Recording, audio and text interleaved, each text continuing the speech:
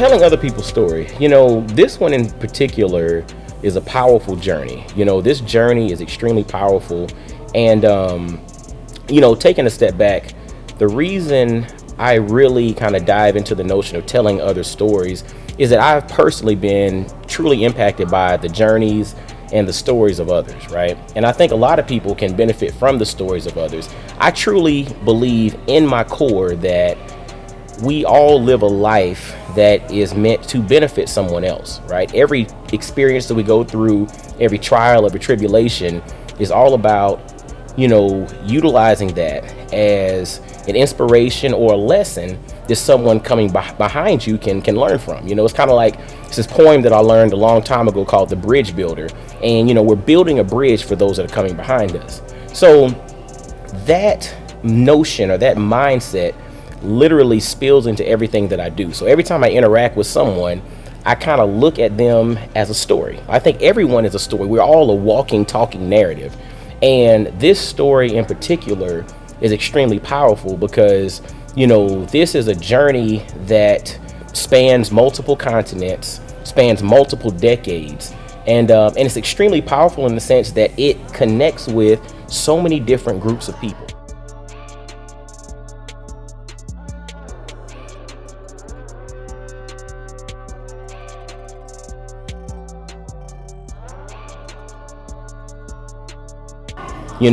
This story, talks about cultural immersion, relationship building, and coming into your own. But the thing is coming into your own at different phases of your life. We always think that we have to come into our own as a toddler or as a teenager or as a young adult. But we all come into our own at different stages of life. And this story, the journey of Haresh really kind of dives into that. It highlights that, but it also gives people who maybe are a little older the inspiration to learn, to grow, to evolve, and to change, and it's possible.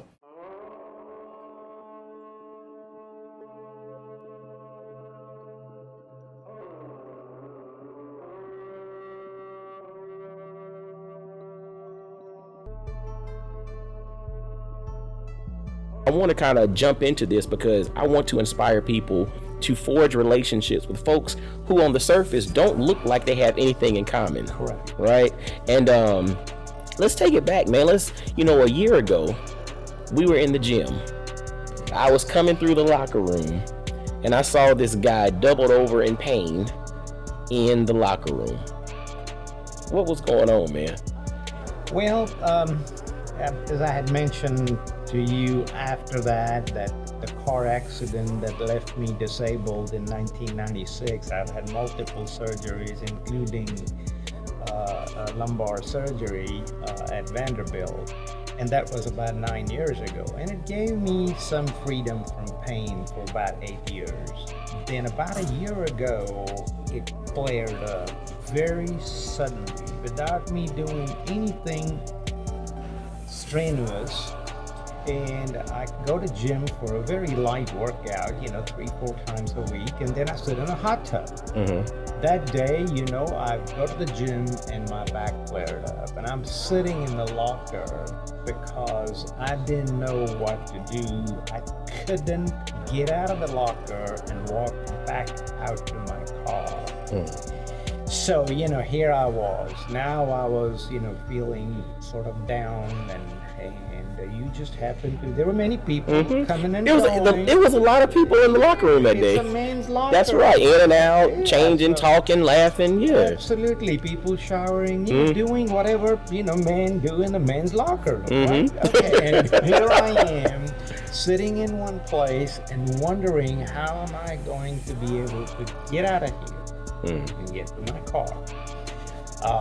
And you happen to just walk by, and you apparently, for whatever reason, stopped, and you said, "Hey, guy, how you doing?" And I said, "Well, not very well." And you just didn't spend a whole lot of time trying to find out what and if and what have you. You just tried to boost my spirit and saying, "Man, as bad as you're feeling, it's going to get better, right?" And I'm like, yes, it will get better. And I took that mantra took that mental and then slowly walked out back to my car. I had to stop on my way a couple of times. And then, I started the journey of seeing various orthopedic and neurosurgeons, getting MRIs and what have you, and all 6 opinions, including the one at Mayo Clinic and Vanderbilt, said, I have again a recurrence of spinal stenosis, so I'm going to need surgery. And it was obviously going to be more complicated because it was a repeat surgery.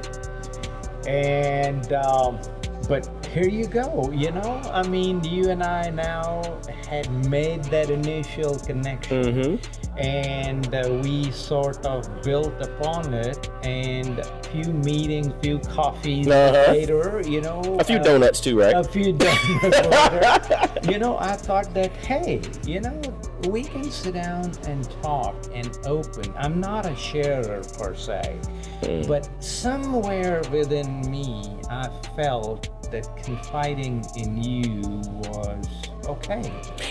And that was powerful. And over the course of our interactions over this last year, I felt the same thing.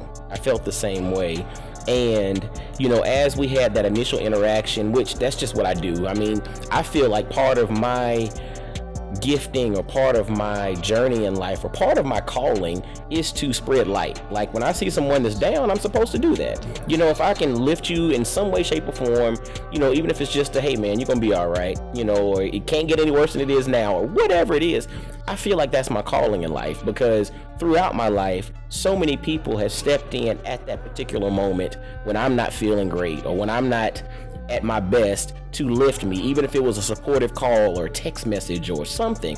And so to your point, it's kind of like when you feel exceedingly responsible based on, what was invested in you by daddy and by the family and the culture. Yes. You feel exceedingly responsible to then turn around and give and help.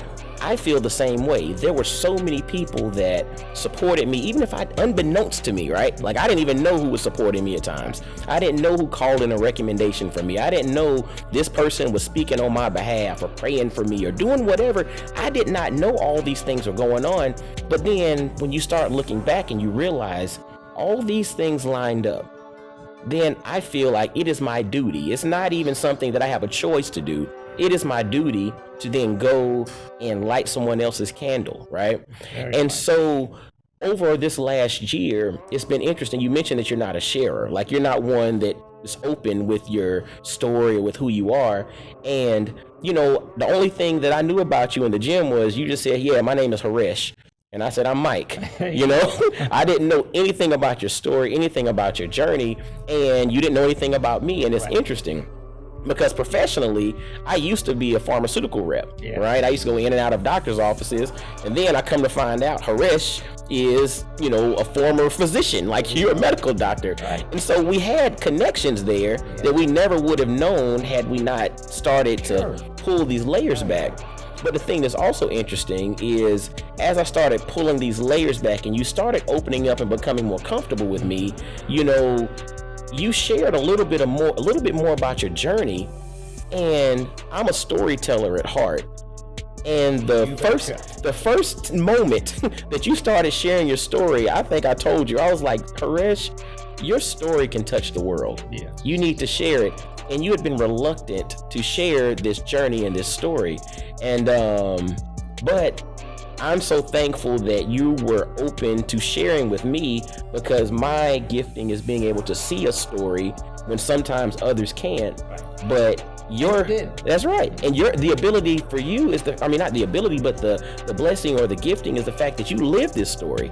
So you're a walking, talking journey and story that's here to impact the world. And that's why we're here. And one of the big learning lessons out of this journey together, union, friendship, relation, call what you may, has been the two people who from such diverse backgrounds, not knowing each other, nothing in common except that we both belong to the same gym. That's right.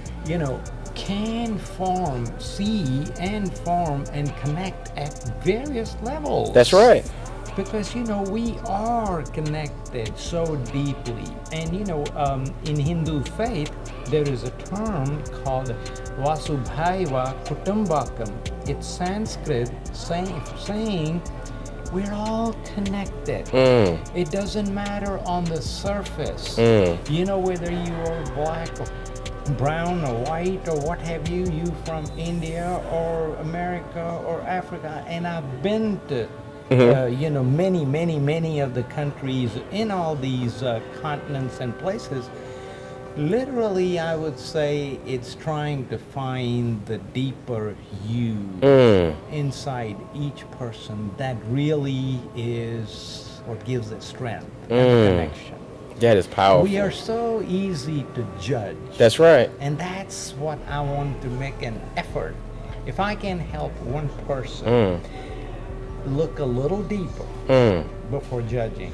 Wow. We have played our part. Look a little deeper. Just a little deeper before you judge. Wow. Wow.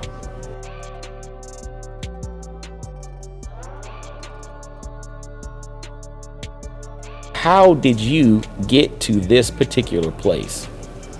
Well, that has been a journey, all right, hasn't it? I come from very humble background back in Mumbai, India. My parents, mom was just a housewife and dad was a clerk, and that's what he was his entire life. And, he had 3 children. I happened to be the oldest.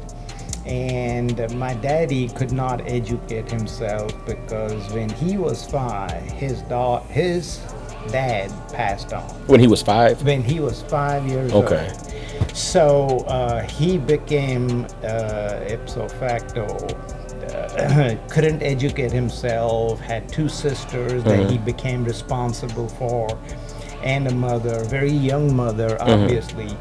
And then, of course, we had the partition between India and Pakistan in 1947 when British left, and, millions were slaughtered in that religious fight between Hindus and Muslims, but they did survive and make it to India. But, he knew one thing, that education would be the key that'll unlock the poverty in our family. So he had such a strong belief in it, and by the way, he self-educated himself so that he became excellent in English and math, all on his own, and he barely finished high school, and then obviously did a job, but he was hell-bent on making a professional medical doctor out of it. He knew that that's one way I won't have to live a life of poverty. Because it was very common in my family of 5 at that time that after the 25th of the month, there was not much to go around with, So last few days each month we were all really hard up, and that's not what he wanted for his children, and he used all his resources, very meager as they were, towards getting me educated, so that if I become a medical doctor, then the whole family can be lifted out of poverty. And with his devotion and farsightedness and paying for the medical school, it certainly happened, but unfortunately, right about the time I became a medical doctor, he passed on. So, and my mother had been gone, 4.5 years prior to him. So at 24, I became a parent, mother and father, to my younger brother and my younger sister. Wow. So, and I had no experience at parenting. I thought like I was a kid myself because daddy made all the decisions for me right up to that age. And, I had very little freedom to think for me and do for me and on and on. So now here I am in his place and mommy's place, making decisions for myself and for my younger brother and sister, who were both about 10 years younger than me. Wow. So they were teenagers at the moment. Yeah. They were early my teenagers. sister was 14. Wow. And my brother was 15. Wow. So And you were yes, 24. And I was 24. And all of a sudden, I'm facing The responsibility. the enormity of the responsibility. No, stop. With that, it's interesting because, you said pretty much daddy made all the decisions Yes. for you growing up. Absolutely. And was that decision for you to become a physician, was that, because I think when you and I talked, you mentioned that was not the initial path that he set for you, correct? Talk a little bit about that, man. So very true, because he was brilliant in math and he inculcated those in me from the very childhood. I was supposed to be an engineer. And I'm 16 years old and I'm out of town with my mother, and I get a letter, a handwritten letter. Haresh, I have just read a study where 40,000 engineers are unemployed in India. This is 1967. So therefore, you are no longer going to be an engineer, and I want you to be a doctor. Wow. There was no discussion. There was absolutely no give or take. He made that call. And guess what? When I come back to Mumbai, be with him, I couldn't ask him anything because he already stated that 40,000 engineers are unemployed. You don't want to be one of them. You don't want to join their ranks. As a doctor, you will always be able to support yourself and your family. And that was also with the notion of you becoming a doctor in India. Correct. That's interesting. And I think we'll kind of touch on that a little bit later. Yep. But Daddy, or you call him Papa? What do you call him? I call him Daddy. Daddy. So Yes. Daddy had the notion of you becoming a doctor Yes. in India. Yes. That's interesting. And the funny thing is, yes, I was supposed to, be in India, finish my medical school and practice and all that stuff. But he also used to say all his life, man proposes, God disposes. And as soon as I become the doctor, he passes on.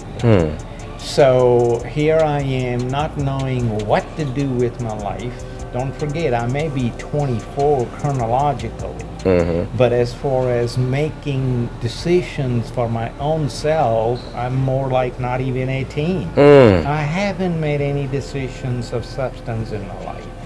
And now I've got all the decisions for all three of us On your shoulders. on my shoulders. And to me, the thing, or the term that reigns true, or the term that speaks to me there, is responsibility. Yes. And it's interesting, you and I had a conversation a while ago, and you mentioned the concept of being exceedingly responsible.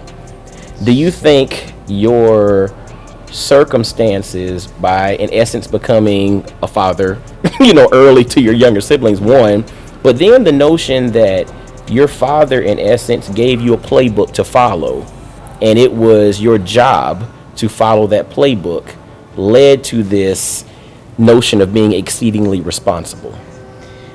Yeah, it was a task. It was literally a dictum. It didn't matter if he had physically left me. He really, truly has never left me, because I have lived according to his program, according to his dictum, according to his verdict. This is a life you're going to live, Haresh. So here I am, all these 4 decades later, still responsible for my sister who lives in California. Still responsible, of course, my younger brother has passed on, but his wife and daughter live in Mumbai. I still support them to this very day. Because how can I not? All the family resources were spent and For you. making a doctor out of me. Mm. So even though they did not educate themselves, but they couldn't have, even if they wanted to. There was not enough money to pay for the education of 3 siblings. Wow. So he had made that call early on That it was you. that it was going to be me. So how can I not feel responsible towards them? You exceedingly responsible, and you took it upon yourself to buy into that notion of being exceedingly responsible based on all that was invested in you. Correct. What part of that do you attribute to the cultural roots of growing up in Mumbai? And I mean, how much of that do you believe is cultural versus how much of that was just instilled from daddy? Probably a combination. In our culture, since we don't have churches where you go and donate 10% or whatever percent of your income every month or every year to where the church can go out and help the people who are not well off or bad off. So in our faith, it is more like doing it for the family. So, I mean, you grow up from the childhood seeing people doing it for their brothers, their sisters, their parents, their aunts and uncles, and many times their cousins and other relatives, because it's family. So the family structure is very tight. You grow up seeing that, so it really is automatic. Now, would I be feeling responsible 40 years after my marriage and passage of daddy? Probably not. But because of his sacrifice Wow. to get me to become a medical doctor, even at the cost of the other siblings, leaves me with no choice but to continue to support them. Wow. Now, obviously, they don't live a life of luxury. That's not what my calling is. That's not what I'm supposed to do. But if they have difficulty feeding themselves or don't have a roof over their head and things of that nature, or if they want to educate themselves, it is my responsibility to pay for their education. Doesn't matter what that costs. For example, my brother's only daughter, I not only paid for her education, but for things that she wanted to do to enhance her skills to get a better job and things of that nature. And she's 21 now, but I still am constantly telling her to get further education, and I still will pay for it. It's powerful. Because don't forget, it is a secret sauce. It is. The education.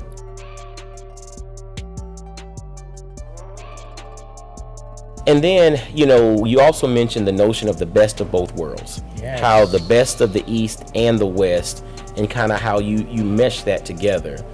And I guess, but let's take a step back, because, you mentioned the best of both worlds, but that initial infusion into the West wasn't necessarily the best for you, correct?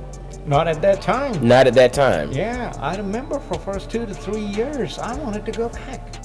And you had just married too, right? Yeah, So married and came over. we can't omit that. We have to kind of even walk that back a little bit. Right. So you came from India. Yes. And culturally, there are arranged marriages, correct? Yes. And so you have to talk a little bit about that, because you became married under that realm prior to coming to the United States. Correct. And so then you came to the United States as a newly married guy. Yes. Who married a young lady that you really didn't know before. Correct. You all embarked on the journey of creating a life on a new continent with new languages, a totally new culture, learning each other. and learning each other.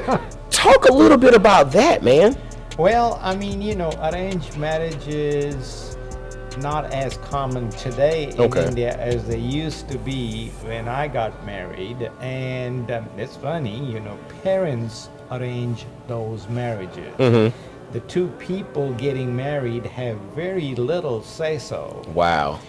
Now, think about this. Both my parents are gone. Wow. So now what happens? Well, I had to request an uncle of mine and an aunt of mine, one from my mother's side, one from my father's side, to please come to Mumbai to help me select the right woman for the remainder of my life. Wow. So it was not even Wow. my parents. Wow. My aunt, who was my daddy's sister, and my uncle, who was my mother's brother, they didn't live in Mumbai. They traveled all the way to Mumbai to come and tell me who would be the right fit for me, because there was more than one woman that was interested in marrying me. But they had to make the decision. Wow. So that call was not made by me. That was made by them. Was made by them. And again, this goes back to the family that Yes. I keep talking about. Yes. So yes, when we married each other, we knew nothing about each other, and 40 years later, hey, we're still there. Now, I have a question. So with that, when it comes to criteria, is it, does your uncle say like, hey man, she's a looker, or does your aunt say like, you two would have beautiful babies? I mean, what are the criteria? Because when I think about like, the culture in the United States or Western culture, it's, the love at first sight, or I become infatuated with someone, we fall in love, and then we decide to, take our, relationship to the next step and solidify it and become married and build a life together. It's different, very different from radically different. So when it comes to like criteria, just talk a little bit about this, because we want to share, with those that are checking this thing out, like there are different ways that things happen. But just because they're different, it doesn't mean that they're wrong. So talk a little bit about like what does your family deem to be things that are compatible with you? And I mean, what is it a physical thing? Is it a financial thing? What is it? Well, it's a combination. Okay. It's a compilation of I think the most important is education. Okay. Both the parties need not same education, but somewhat similar. For example, Hannah was BS chemistry. Okay. I'm a medical doctor. That's considered good enough. Okay. Another one is a family background. Okay. I mean, there was no history of divorce on either side of our family going back as far as we could. That's considered good. Wow. And then some importance is given to the looks, but that's not the most important factor at all. Okay. Financially, you have to look at both the parties come from relative financial strength. You don't want someone very poor marrying a multimillionaire. That's right.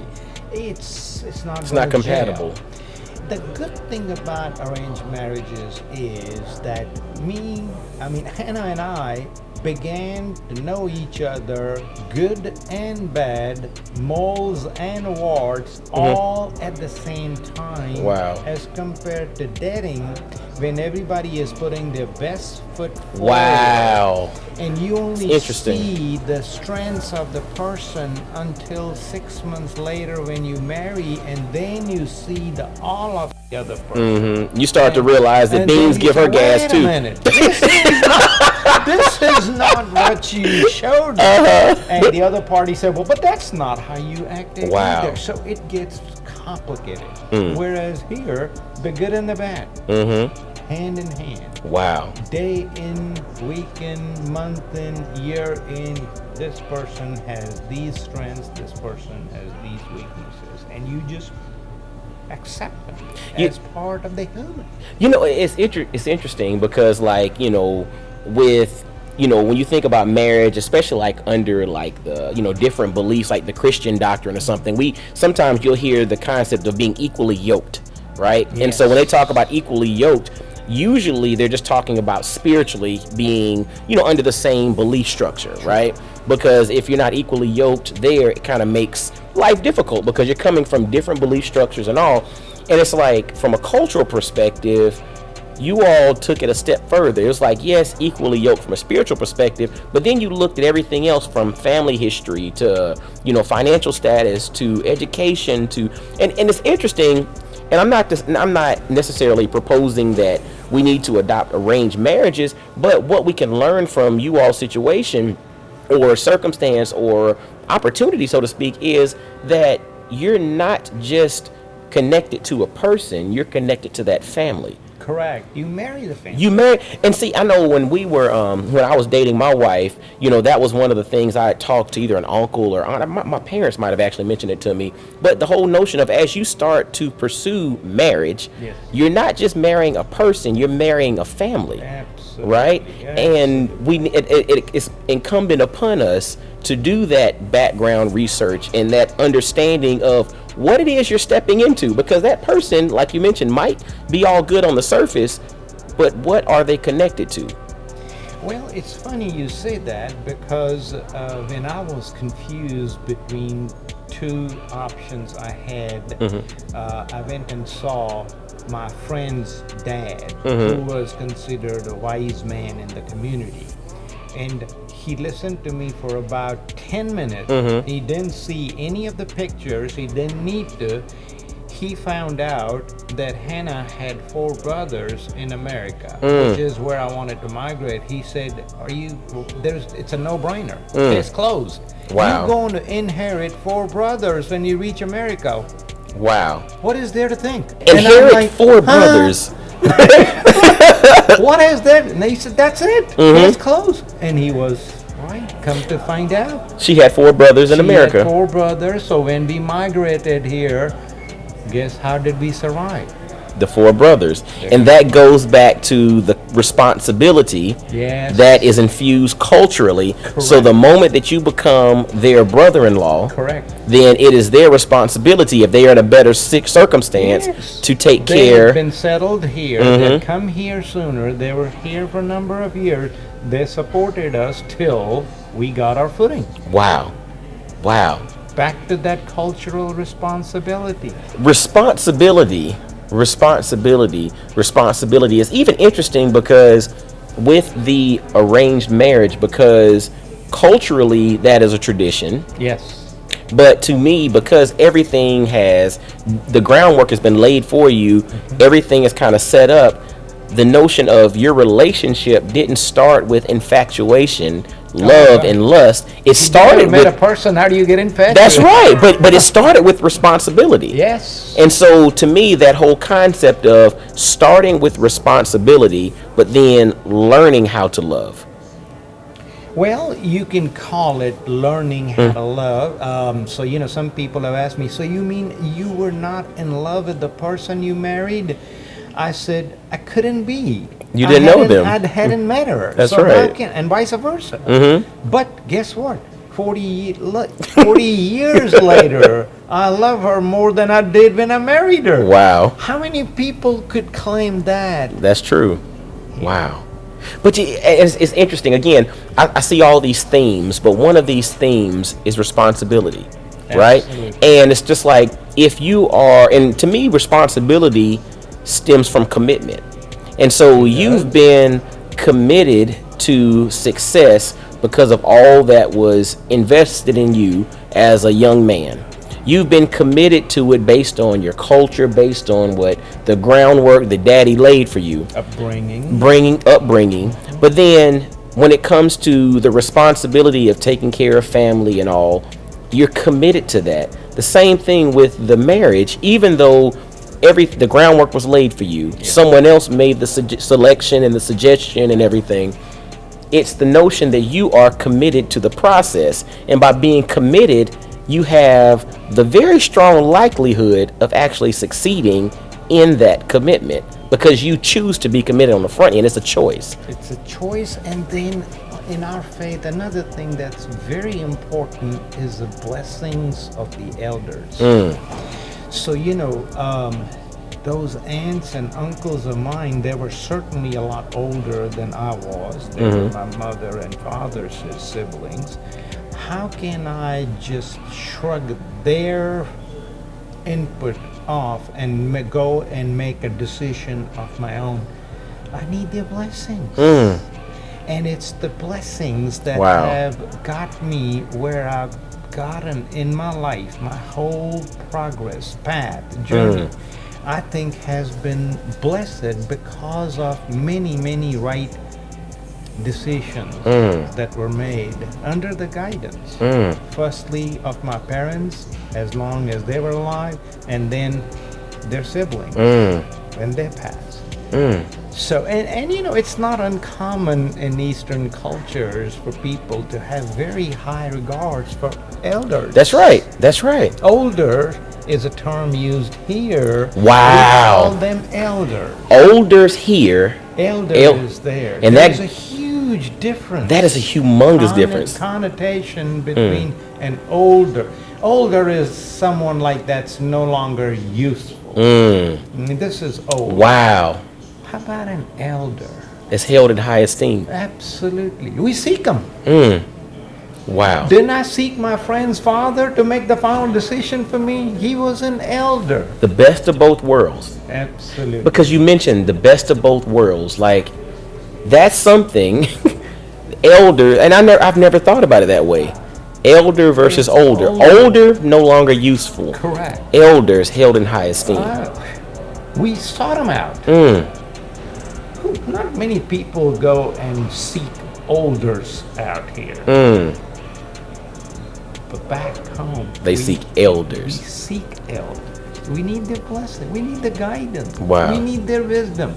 They have experiences, decades of experience that 25-year-old is not going to have. He hasn't been around that long, right? And more so if you're raised under the tutelage of your parents who have essentially provided you with everything as they deemed fit. So once my dad is gone and my mom is already passed, wait a minute. I need guidance. I need suggestions. I need the blessings. You need the elders. I need the elders. And to them, they deem you as a responsibility of theirs. Correct. Powerful. Powerful. So it plays both ways. It does. I mean, they could easily, I'm busy, and they were. They had their children, they had their spouses, they hadn't died, so they had their thing. But guess what? They came over because how am I going to make my life's biggest decision without any elders? Without any elders. Yeah, I mean, I can't. I mean, it won't be the way of God. That's powerful. And when you say that, when you mention the respect for the elders, not the elders, that's something I'm going to really start adding into my lexicon. Not talking about someone being older, but someone is my elder, because it holds them in high esteem, and it gives them respect for just being who they are. Absolutely. Right? Because there's so much, there's wisdom in the gray hair, right? And I actually have a couple myself, but I'm not there yet. But I guess to somebody, maybe I am an elder, right? But it's interesting to think about it from that perspective, because Stu is probably grinning there. I know, right? Yeah, he's looking at me like, yeah, Mike, you are my elder. Stu Boyd Films, right? But yeah, man, so when we think about the concept of respecting your elders and honoring your elders and not just viewing them as older, how that is something from the East that you've melded into your life, taking the best from both worlds. Yes. But you came to this new world with a new wife, you mentioned 4 brothers and their families, already living here. Your wife's brother's already here. Right. Talk a little bit about that transition. Like, what were some of the challenges that you faced as you jumped into the Western world, living in the East? lots of challenges, cultural challenges, food challenges. Food challenge. See, I'm a foodie. Okay, you have to talk about that. Give us an example of something that was new to you when you came here. I'm going from rice and curry to these burgers and hot dogs and fries and pizza. And Like ketchup, what is that? Okay, what in the world are we talking about here? Give me my rice and curry. So yeah, I mean, all kinds of challenges, you know, food and culture, religion, faiths different. But you know, the family, Hannah's family was here, and you know, it's like I became a part of that. Okay, or they became a part of my family. That's right. It's the same thing, and like family, we argued, we dickered, you know, we fought, we disagreed, but yet they knew that they had to take care of Hannah and I till we gave on her. What are they going to do? Throw us out? That doesn't happen. So they will tell us what's the best option we have in this country when you are here and here and here, but yet, you know, they will support us till we became independent. So for first couple of years, you know, as I said, you know, I kept wanting to go back because I knew I can go back and have my own practice as a doctor and make decent money. But you know, Hannah was very strong. She wanted to be here. She knew that hard times will pass and we will become independent. And guess what? She was right again. Wow.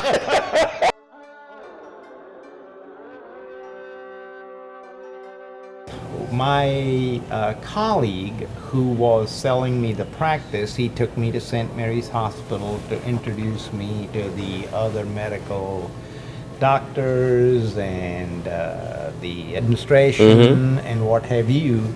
And he gave me a suggestion and recommended that I allow myself to be called Harry because it was very difficult for people in Knoxville at that time to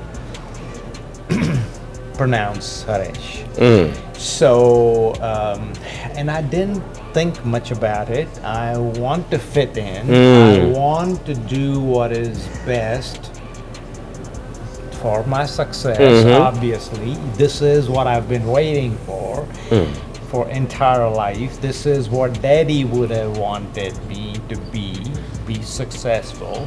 So I'm gonna comply. I thought, hey, there you go. I will become Harry to make it easy to meet and mingle and with be everyone a part else of that medical social apparatus. And so that's what I was referred to in the hospital, you know, by just about everybody. Harry. Harry. There was no Haresh. It was Harry Mirani, not Haresh Mirani. You know, it's interesting because you mentioned prior to your car accident, which we'll jump into in a little bit, how you had a spiritual void. Yes. And it's interesting, how do you think the creation of Harry potentially led to that spiritual void? Well, it's interesting. Once you put on layers upon yourself and allow your true self to be covered with any layers, and Harry was a layer, so that I could identify with all the others at St. Mary's Hospital and in Knoxville Medical Academy and Tennessee Medical Academy and what have you. But you know, when you do that, you become a little less authentic every time when you accept Harry. So that's what happened.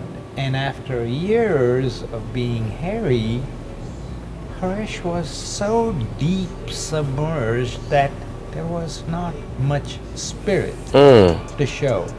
There was a lot of material, mechanical, financial surface to see. But the real Haresh, who was born and raised in India, was buried. And it took this near fatal car accident in 1996 to be able to shed those skins. Layers. And I call that my reincarnation. And as a Hindu, we are born and raised with the belief of reincarnation. Your story is so powerful. This moniker, this title, this character of Harry, a lot of us see and live that in our own lives. And the new term that a lot of folks use is code switching. Right? Code switching is interesting because, when we go into work, we have to become a different person. We have to wear different things. We have to speak a different dialect, so to speak, so that we can make other people feel comfortable that our differences are not good enough, right? So we feel like we just need to meld into what they're doing. Whereas you did that and you achieved financial success, not necessarily because you created this character, but it gave the illusion that because you became Harry, that I achieved this success in this world. Yes. Whereas after your accident and you did a lot of reflecting, you came to realize that your success, your financial success, honestly was going to happen anyway. Correct. That path was started by Daddy a long time ago. Right? Long before I came. Long before you came here. That was, in essence, something that was predetermined or predestined. But creating this Harry character was something that you thought was necessary. But Harry had to die for you to ultimately become Haresh again and really embody this learn, earn, return, and fully come full circle or reincarnate, as you mentioned, into who it is you were destined to be. And it's funny, and there are mythological stories in every culture, including in the Christianity, rising from the phoenix, rising from the ashes. And, we have reincarnation stories of various types. Really, it's all about when you become the authentic yourself, true self that God meant for you to be. And that's when you acquire the ultimateness. And that may not be English, but that's all right. And that's where you finally can claim to have arrived. Because now it's the true you who is, you see what you get. This is who I am. I don't have to create a facade. I don't have to go and please another. I will please because I want to be softer, gentler, kinder. Not because I need to make another dollar. And therefore, I will be a fake Harry.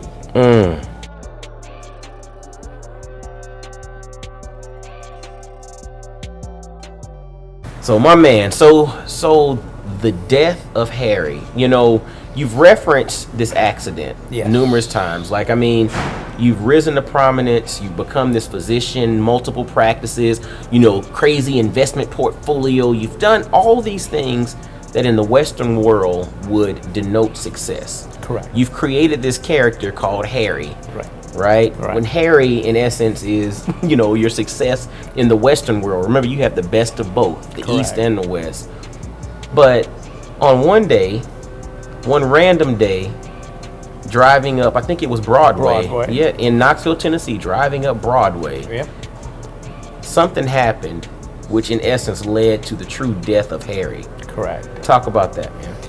Well, one pretty afternoon, Tuesday, about 3:30, shockingly, I was finished with my patients in the office. That never happened. Typical day is more like 7:30 in the evening. So I said, you know what? I'm going to just make use of this afternoon, go home and, play a little ping pong and just relax. Something that never happened. So I'm all excited. This was just like a gift that landed in my lap. And apparently not paying attention, and there was a guy on the other side who was going south on Broadway. I'm going north. We both have green balls, and he makes a left turn in front of my car. Wow. And he had a big tractor trailer but attached behind his Dodge Dually pickup. So his vehicle covered all 3 lanes. So it's not like I could change the lane and survive. So I couldn't help it. I hit his tractor trailer. Nothing happened to his cab, but everything happened to the car that I was driving in and my body.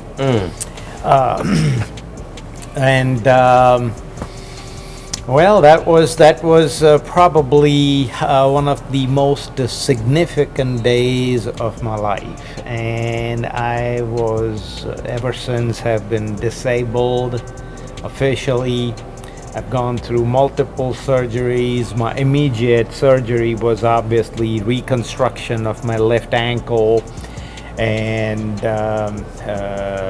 the doctors did a yeoman's job that evening at St. Mary's in the operating room. Now, what is a yeoman's job? Well, yeoman's work. That means it was like literally a miracle putting all those pieces of my ankle together. Wow. It was like a miraculous job. But nonetheless, the damage was done. I had few other things, rib fractures and what have you, but those healed over weeks. But I come to realize that now from here on, I am going to be handicapped for the rest of my life.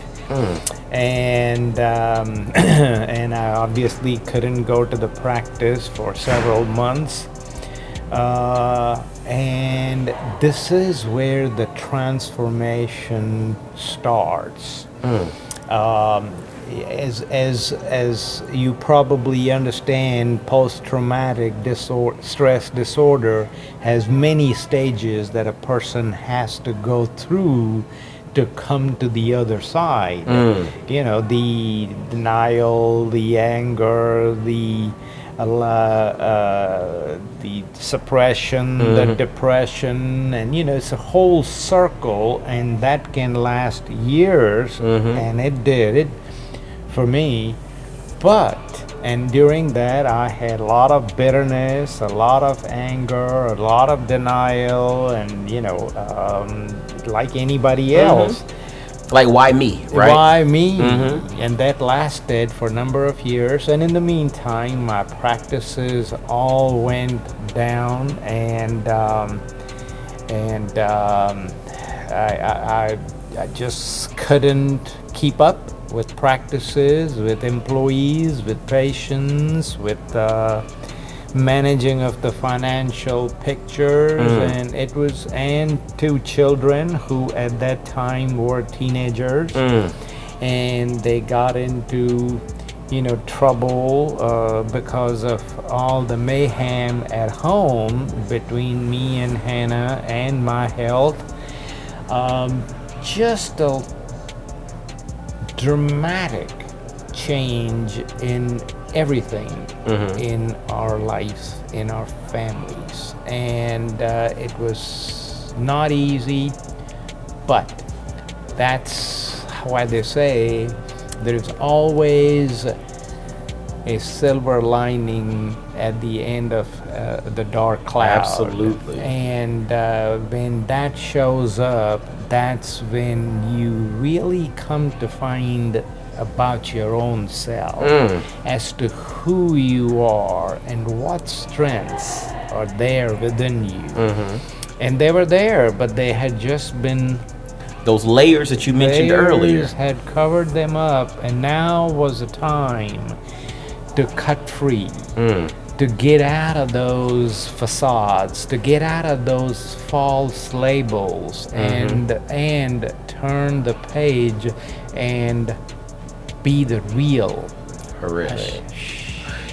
Haresh. You mentioned that things fell apart at home, and the practices fell. And did you ever practice medicine again after this accident? Well, I did make an attempt in between my multiple surgeries to go back and revive the practice, but internal medicine is not easy. You're on call 24/7.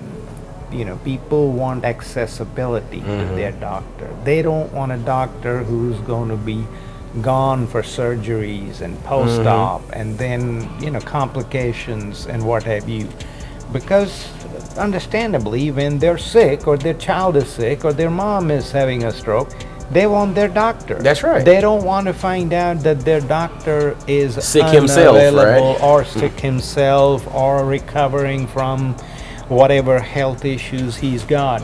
So it was very difficult to stay true to myself and my patients. So I just finally made a decision that it would be in the best interest of my patients and my family too, to just hang it up and let the chips fall where they may. But all these years later, I am just so glad that it worked out the way it did, even though at that time it didn't seem like a good thing. I lived with years with this why me. But today, when I say my prayers and meditate in the morning, I thank my Maker for making me disabled because of all that I have received in the process. And that wouldn't have been possible if I had just stayed on that treadmill of financial and material success. The real me would still be buried inside of me, only deeper and harder to get to. Wow. But for my accident.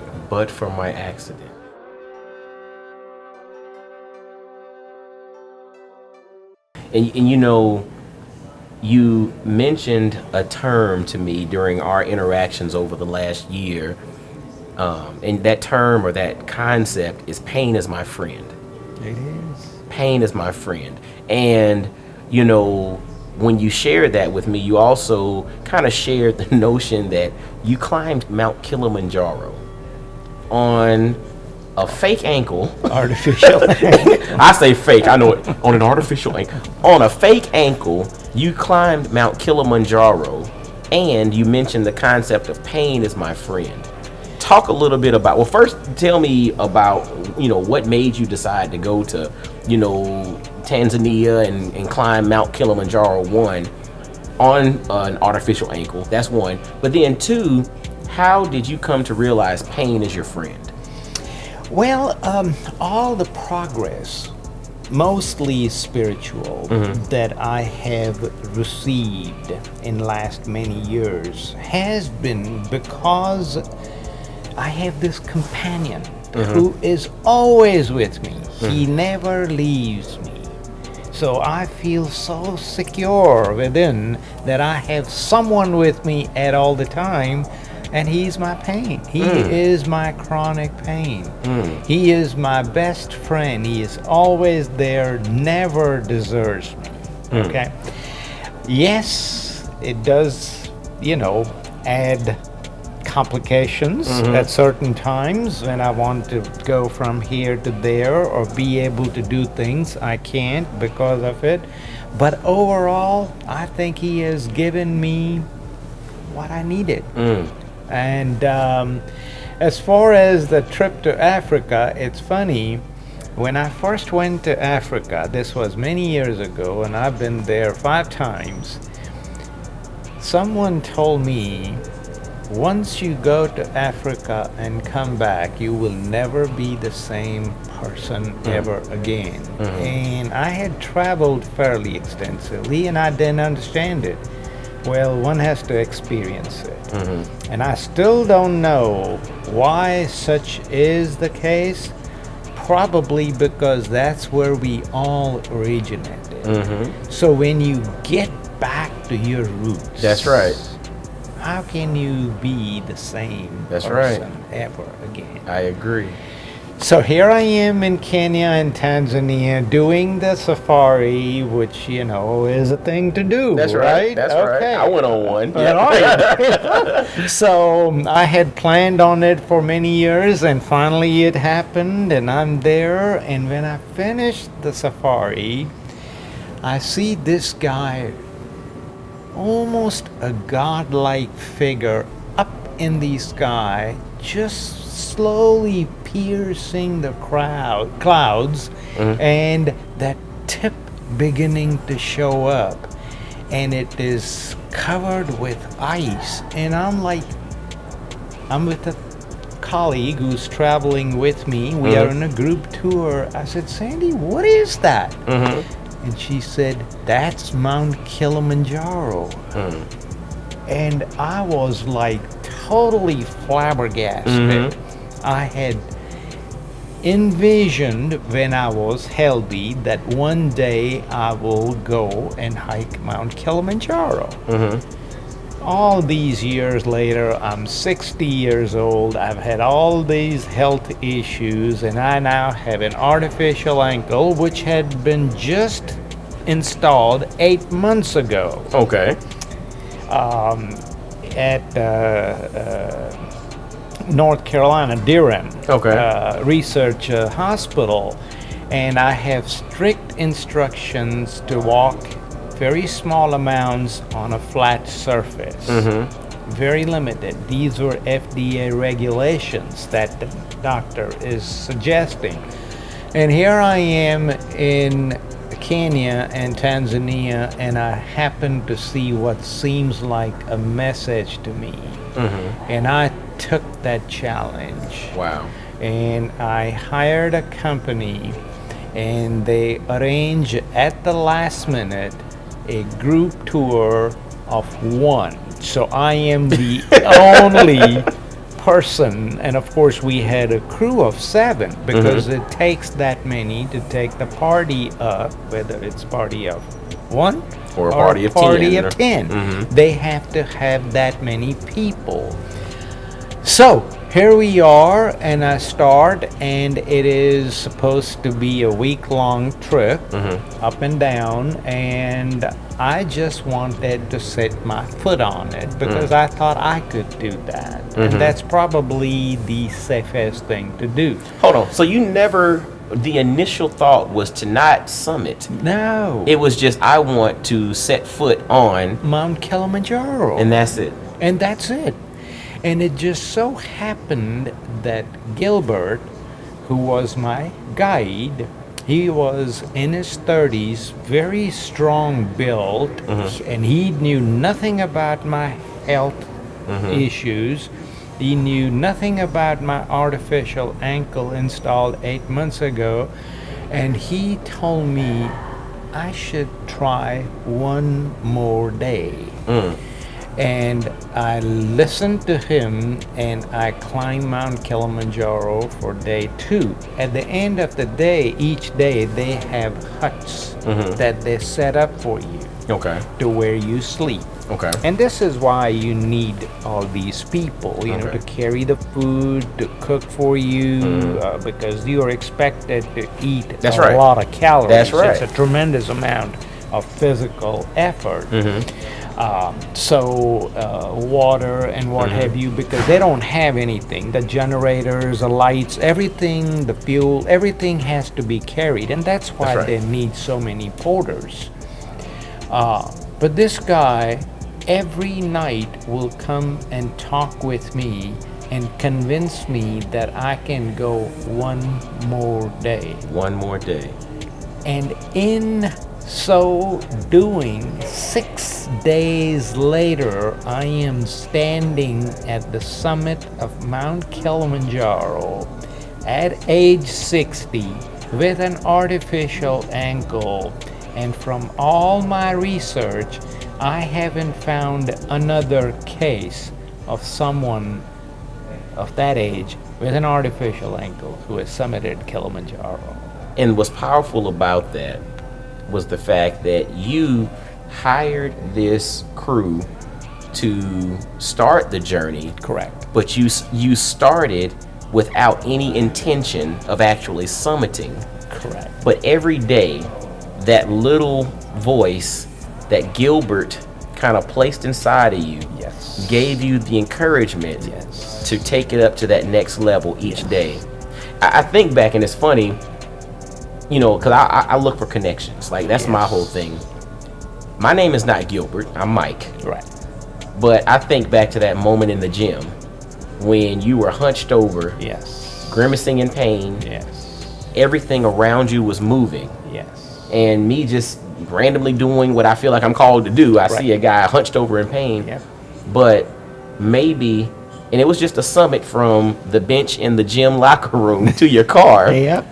But you needed that encouragement I did. to get from the locker room to the car, just like Gilbert gave you the encouragement to go from putting your foot on the bottom to reaching that next plateau. Yep. Every day. Every single day. And you also did not let us know that, and you shared with me this scenario, that you were kicking and screaming, you know, each time, and you probably had a few, you know, four-letter words for Gilbert. Each time that he mentioned Yep. that you should go another day, you're like, okay, right? But that's what you were needing. Correct. And that spoke to you in a way that you got out of your own way and allowed that little voice to speak to something inside of you that was no longer Harry, Correct. which had become Haresh. Yes. Because Harry wouldn't have listened. Harry would have told him, you know what, blankety blankety blank, I put my foot on this mountain. Thank you for your service. Here's your tip. I'm gone. Yep. But because that void had started to become filled, Yes. and those layers started to become peeled, Yes. and Haresh started to emerge, Yep. Yep. you were able to receive Gilbert, Yes. which then allowed you to reach this peak Yep. that potentially puts you in a category of very few, not potentially, it puts you in a category of very few people in the world. Yep. And the funny thing is, because he had been guiding tourists for years, he knew how stupid tourists are or can be.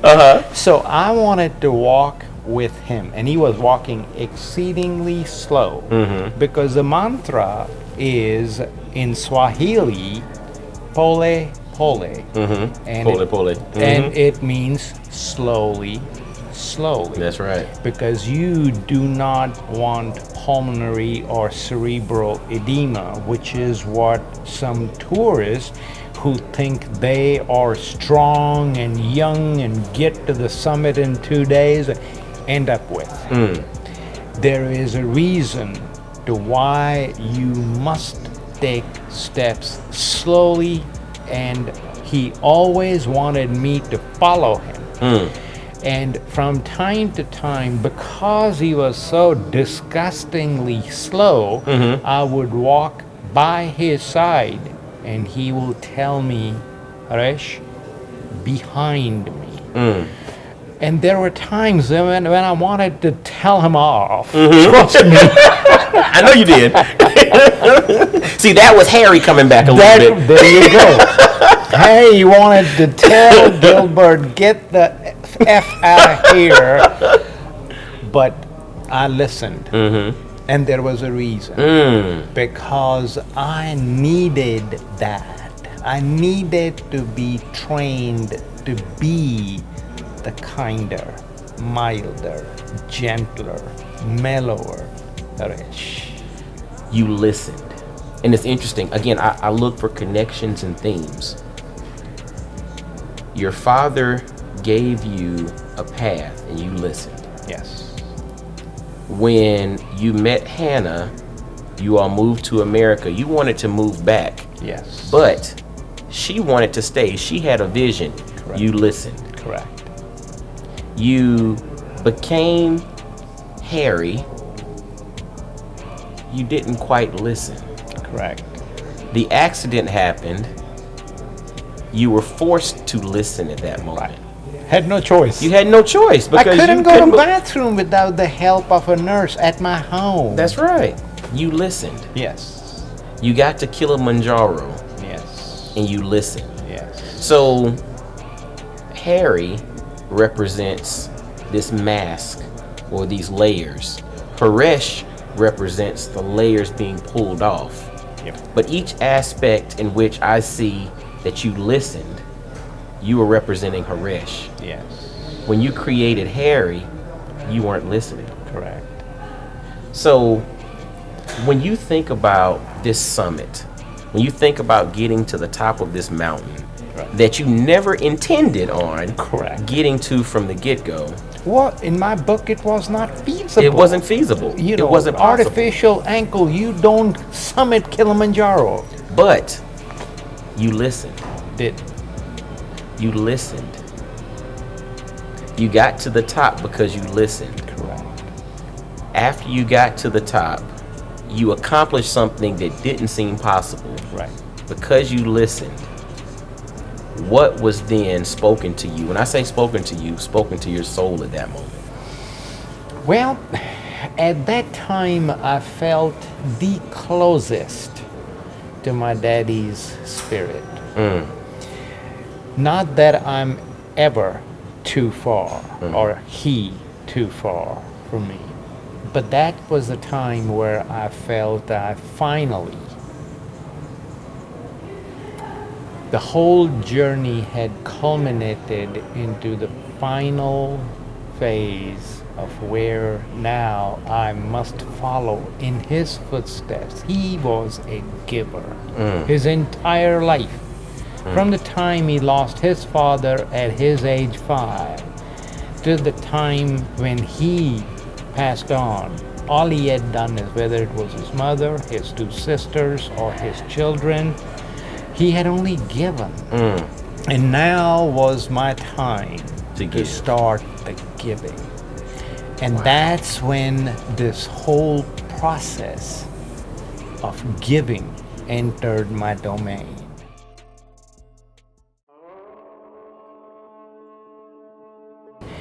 And it was then that I started working on forming a family foundation, The Mirani the Foundation. Mirani Foundation. Now That is the culmination of that accent. So talk a little bit now about the Mirani Foundation. Like, what is, I mean, obviously you're Haresh Mirani, but Correct. so talk to us a little bit about what the Mirani Foundation is and what's your ultimate mission, your goal, your mantra. Like, talk to us a little bit about the Mirani Foundation. Correct. It was during these ensuing years that I have come to realize what Mirani even stands for, as I mentioned. That's right, I remember. Making impactful return of the abundance for the needs of the impoverished. So I got Hannah and the 2 sons and myself, and we formed a family foundation, and every year we put enough funds into it to support the causes, which are the fundamentals. What are the fundamentals? Education, obviously. Absolutely. That's the secret sauce. That's the key that unlocked the poverty for me. Healthcare. I'm a medical doctor. That's right. So I have to support healthcare. And then the third one was social justice. I think it's very important that we treat each other with the same kindness and respect and due, irrespective of where he or she is coming from and what color of the skin they wear and how much is their education. So those are the 3 pillars of the Mirani Foundation. and we have committed to making contributions, half of them in this country, which has given me so much, and half of it back home in India. Wow. Because there is a lot of poverty there, and also because a dollar goes so much farther there. So I get a lot of bang for my buck. Again, impact. And you remember Important earlier, for me. you mentioned the best of both worlds. Yes. So it's amazing how, again, themes, Yes. how that infuses into the giving, into the mission, into the outcomes in which the Mirani Foundation are adding to the world, the best of both worlds. Yes. You're impacting here Yes. as well as there. Very much. It's powerful. And in last few years, since the foundation has been set, we have helped with Project Grad in Knoxville. We are helping Shora Foundation in East Knoxville. We have helped Seed with Stan. And then we have done some other programs on a smaller scale. We had an Indian cultural program in November of 17.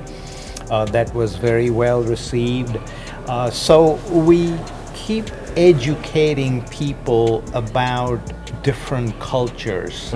I think it is educating people about differentness in cultures and faiths that unites us. I think about us. Yes. I mean, I think about us. You know, you're a man of a different generation than I am. We're from different places. You were born in Mumbai. Right. I'm from Augusta, Georgia. Right? I'm of African American descent Right. or African American heritage. Yep. You know, you're of Indian, I guess Indian American now. Correct. Yes, Correct. you're Indian Correct. American. Correct. You know, heritage and backgrounds. I mean, you know, I am a Christian. You're a Hindu. Right. We're great friends. Yes. We can find so many things that are differentiating, that are differences, but because we were able to come together on one or two things and we start pulling these layers There back, you go. we start to forge this friendship and build this relationship here in which I've gained so much over this last year. Well, we both have. We have. It has been an eye-opening That's right. experience for us both. But it's so important because most would not step out of their comfort zone Right. to forge a relationship with someone that they don't see on the surface to be congruent with who they are. Yeah. I challenge the world to go out of your way to try to develop a relationship with someone who has some different strands of things going on inside of them, because you learn so much. It's like what we mentioned, the gym was our interaction. Sure. When you're building muscles, and you can verify this as a medical physician, but as you're building muscles, your muscles grow at rest, but you initially start by exercising. You break muscle fibers down. There you go. You have to break them down. Absolutely. That's it. And so you have. Same is true about the fractures. That's where right. they unite. That's where the bone is the strongest. That's right. Where they unite. But so different things have to come together to become stronger. Very much so. So I have a question as Okay. we kind of, end our discussion here. Based on your journey and everything that you've gone through, the beginnings, the marriage, moving to a new culture, and going through things and becoming Harry, and then the death of Harry, and then eventually going through the accident, and then climbing Mount Kilimanjaro, and just everything, coming to this summit that you never had any intention of doing. And this is just a snippet of your life. Hearing all of that, knowing where you are now, if you had an opportunity to talk to Mama and Daddy right now, what would you say to them? Well, I would just say thank you for all that you gave me. And with your blessings that live on with me and within me, I intend to live in the same vein. Keep giving. Just give me that encouragement to continue to give. And that's really all I can ask for. If you could talk to Haresh back in Mumbai, that 16, 17, 18-year-old Haresh, if you could talk to him right now, what would you tell him? Wow, that's a that's a tough one. Just worry less. It's all gonna work out. And I tell that to Haresh of 16 and Haresh of 60. It's been such a blessed journey. What is there for me to worry about? And very honestly, it's funny you ask because I just checked my blood pressure yesterday, and I do it every once in a while. Okay. 120/73. Okay. For someone 66 years old who was diagnosed at age 18 with mild hypertension, Wow. almost 5 decades later, Wow. at 120/73, I'll take it. I'll take it. And we can't forget. So Hannah and the boys. Yes. What would you say to them right now? Well, And you probably have an opportunity to say it, but we'll just give you an opportunity here. What would you say to them? well, I will tell them you guys have had a wonderfully gifted family and the world to live in, to raise your families in, and stay true to yourself. Stay true to yourself. That would be one message that I would. And then when we're speaking to the world now, what would you say to the world or that person listening who's kind of watching this journey and is really trying to understand themselves, and come into their own and maybe dealing with challenges or immersing themselves into something different, a new school, a new culture, a new job, or what would you say to the world right now based on your journey? Yeah, well, that's a good one. I would tell them you are present at the best that this world has been at. I mean, we really have as much or as little an opportunity to do pretty much what you want, and make the best use of it, but live in the moment. Live in the moment. Live in the moment, because this is what you have. So just be present Be present. and show up. My man. It's been a blessing. Man, you and I have had these conversations over the last year. We're going to keep on, too. We are too. Absolutely. But it was just so awesome to be able to have this conversation in which others can kind of peer into, kind of act as a fly on the wall. Yep. And hear this dialogue that's been going on, and hopefully we've inspired someone to do something a little bit different, but ultimately if they don't do anything else, to just be in the moment. Don't allow those layers to build up. Yes. You are enough. You are